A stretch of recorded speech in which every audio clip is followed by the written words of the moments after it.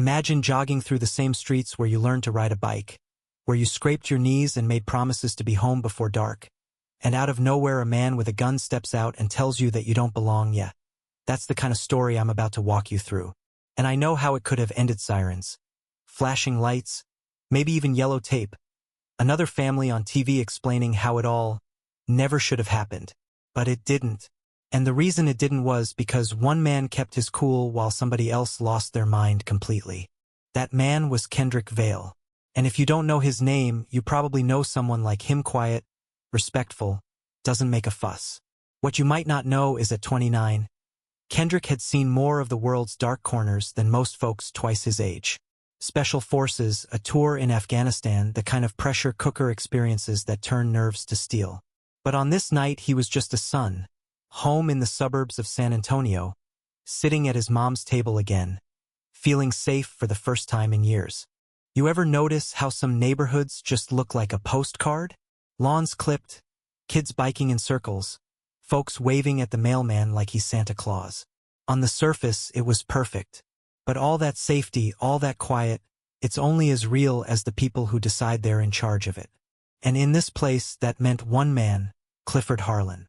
Mid-50s, gut hanging over his belt, a voice that carried halfway to the next county.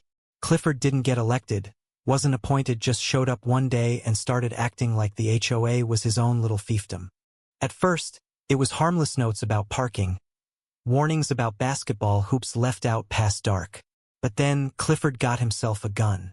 Not for home defense, not hidden away in a safe, but strapped right there on his hip, like he was the sheriff in some western, ready to draw on anyone who dared cross his imagined line.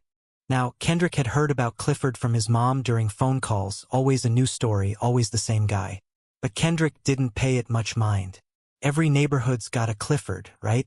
The guy who takes the block rules and pretends he's writing law. It was just something to laugh about until the night Clifford decided to play cop for real. It started like any ordinary evening. Kendrick threw on a jacket, laced up his old running shoes, and set out for a jog. The Texas dusk painting the sky every shade of orange. He wasn't thinking tactics, wasn't worried about anything.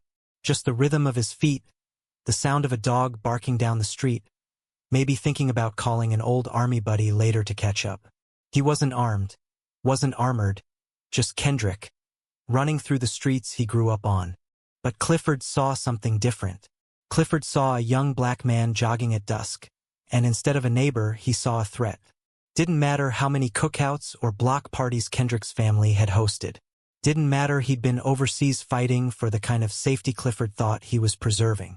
All Clifford saw was someone he didn't recognize, and that, in his world, was enough to pull a gun. Kendrick barely noticed at first a shadow moving between two parked cars.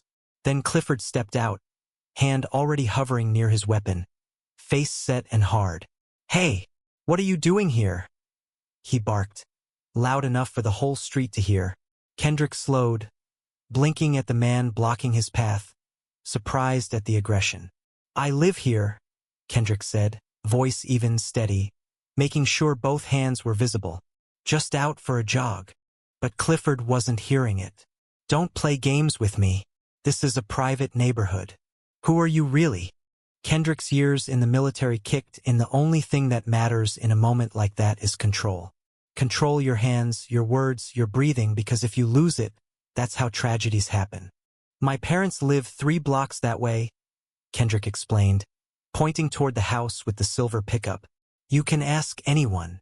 But Clifford wasn't asking.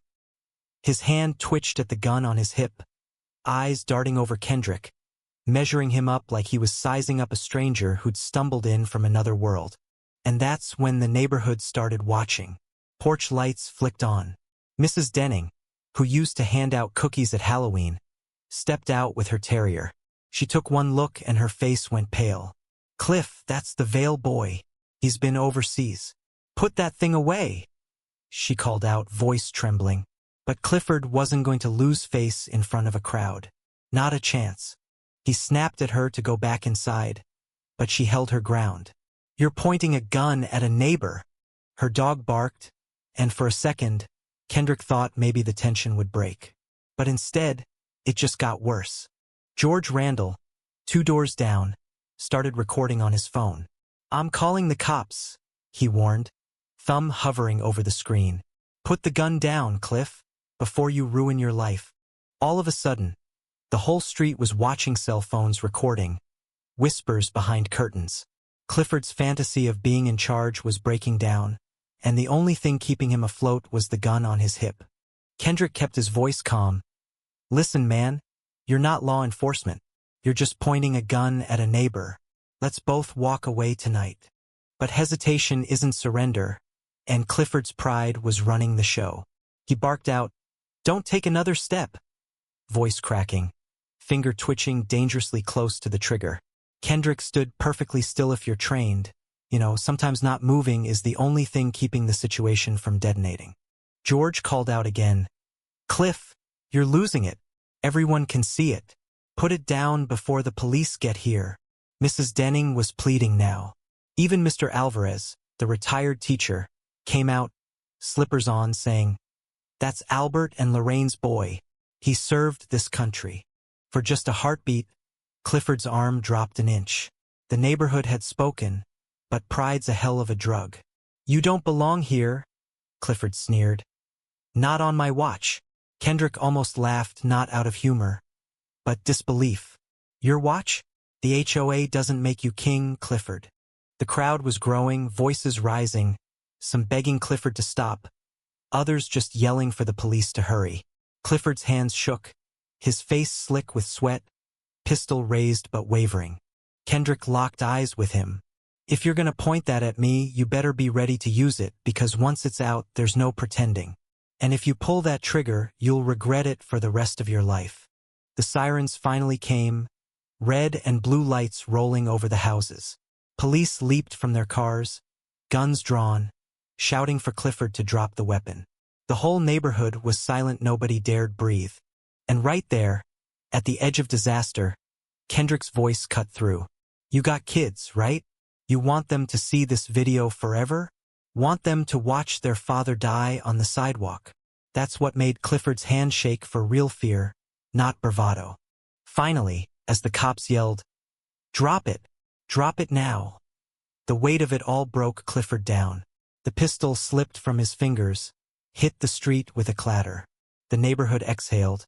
Police surged in, and Clifford crumpled, the humiliation of the moment more painful than the cuffs they slapped on him.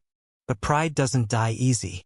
Clifford spat and struggled, shouting, "I was protecting my neighborhood. You think you're better than me? You don't belong here." The words rang out, ugly, raw, no more hiding who he really was. Kendrick didn't respond. He didn't have to. His calm was louder than Clifford's rage. "I've bled for this country," he finally said, steady as stone. "I belong here more than you can understand." As the police drove Clifford away, the neighbors came out, some grateful, some ashamed, all shaken. The truth of it was clear. Clifford didn't become a problem overnight.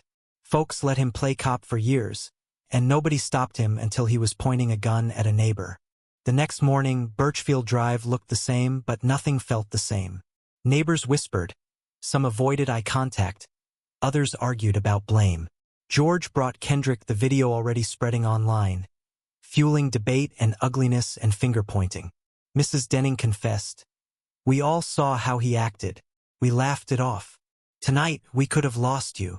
That night, the HOA meeting was a war zone of blame. Some folks tried to distance themselves from Clifford. Others insisted they warned everyone. But the truth hung heavy. Everyone let him get away with it until it exploded. Kendrick stood up, voice low but clear. "Last night could have ended in blood. It almost did." Clifford thought carrying a gun made him powerful, but power without control is just danger. You all have to ask yourselves, what did you ignore? Because silence isn't neutral. Silence builds men like Clifford. And with that, the neighborhood had to face itself in the mirror. Not just what Clifford had done, but what they'd allowed to grow in their own backyard. That night, Kendrick sat on the porch, the street finally quiet again. He'd fought for safety in foreign lands, only to face danger in the place he called home. Some dangers don't come from outside, they grow when good people look the other way. Sometimes the bravest thing you can do isn't to fight, it's to stay calm, to hold your ground, to refuse to let chaos dictate the ending. If you've listened this far, take a look around your own street. What warning signs do you ignore? Who do you let play cop in your community? The line between tragedy and survival is thinner than you think. Sometimes it's all about whether someone has the discipline to stay calm or the courage to speak up. And hey, if this story meant something to you, don't forget to share your thoughts down below. Where do you draw the line between order and overreach? When is silence complicity? I want to hear your take, because these stories matter, and the lessons they leave behind aren't just about one night on Birchfield Drive, but about every place we call home.